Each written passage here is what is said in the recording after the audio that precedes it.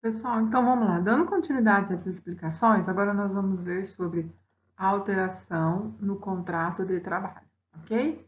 Então é assim, regra geral, os contratos de trabalho, eles não podem ser alterados, eles não podem ser modificados. Então aqui, ó, não podem ser modificados ou alterados, tá? No 468 da maravilhosa CLT.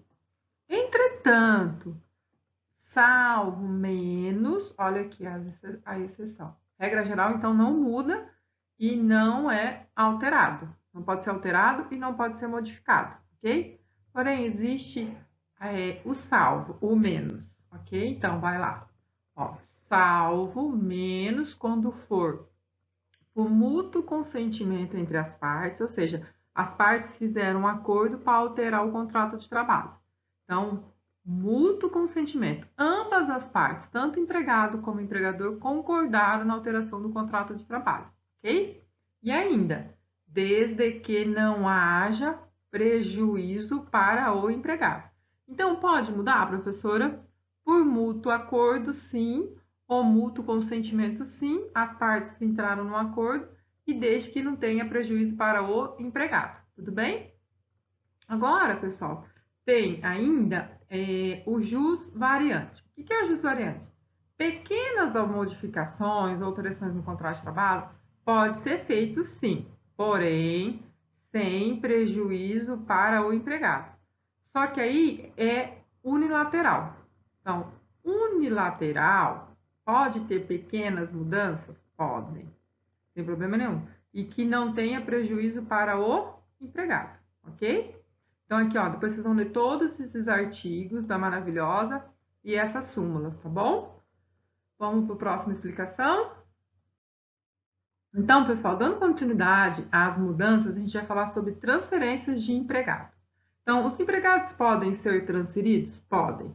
Em que situações pode haver essas transferências? Primeiro, só tem transferência, só é caracterizada a transferência se houver a modificação de domicílio do reclamado, do empregado. Ou seja, houve alteração do domicílio do empregado? Sim, professora. Então, é a transferência. Essa modificação de domicílio do empregado, professora, é definitiva? Sim. Então, aí fica caracterizado a transferência, ok? Se tratando de cargo de confiança, as transferências, professora, é legítima. Então, quando eu ocupo um cargo de gerente, um cargo de diretor, um cargo de coordenador, as transferências elas são previstas na lei, é possível ser transferido, independentemente, às vezes, da vontade do empregado, tá bom? Então, para ter transferência, tem que ter a modificação do domicílio. Por exemplo, Zezinho mora em Jales e foi transferido para São Paulo, capital, certo? Então, Zezinho mudou mesmo, houve a mudança de domicílio dele de Jales para São Paulo. Essa transferência é possível? É, por quê, professora? Porque ele ocupa um cargo de confiança, ok? E ainda, é possível as transferências dos empregados, professora, quando tem cláusula explícita ou cláusula implícita.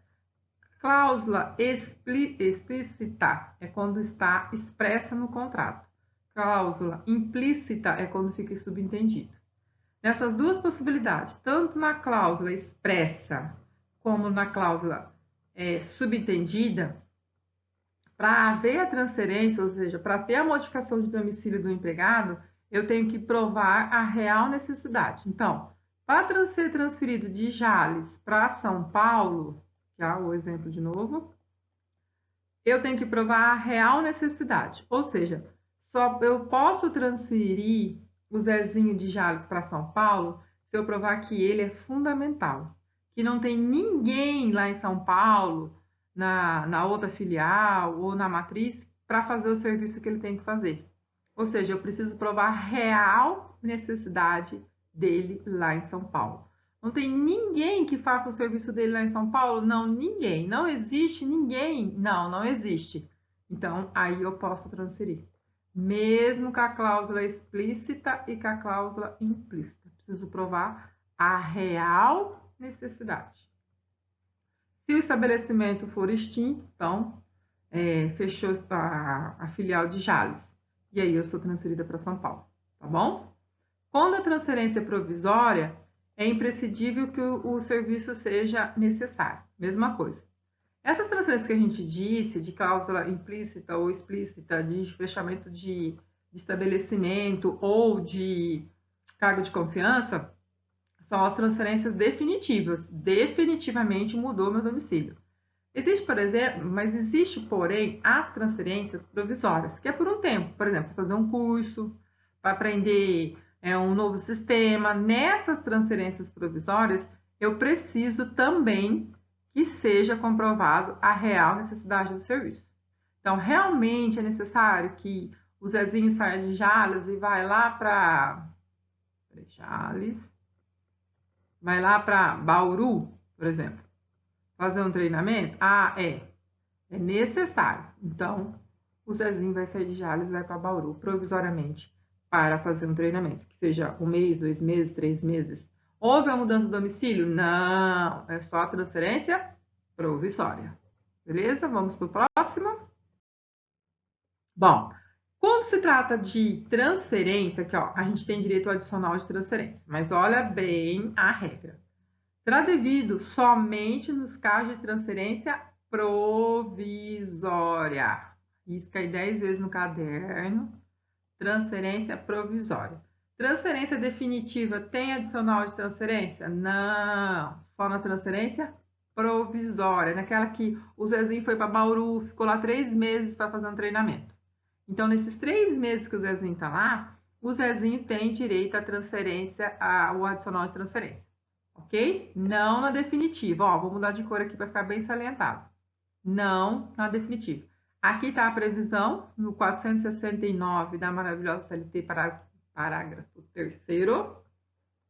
O adicional é de 25% sobre o salário que o empregado recebia na localidade. Ou seja, vou explicar de novo. Ó. Zezinho estava em Jales e foi provisoriamente para Bauru. Vai ficar lá quanto tempo, professora? 3 meses. Nesses 3 meses, o Zezinho vai ter o adicional de transferência. 25% a mais do salário dele.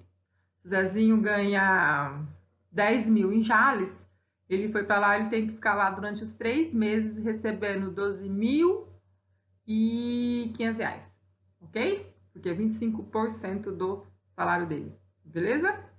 Bom, as despesas de transferência, tanto na transferência provisória como na transferência definitiva, é por conta do empregador.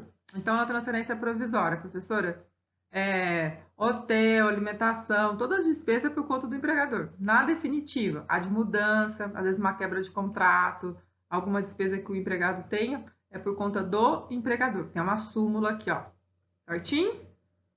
As transferências para o exterior. Vou ser transferida para Jerusalém, ok? Aí, essa transferência vai ficar a regra. Qual que é a regra mais benéfica? A do Brasil ou a de Jerusalém? Então, vai ser a que for a regra mais benéfica ao empregado. Aqui tem a lei de transferência para o exterior, ok? Tudo bem? Até a próxima aula, pessoal. Um abraço.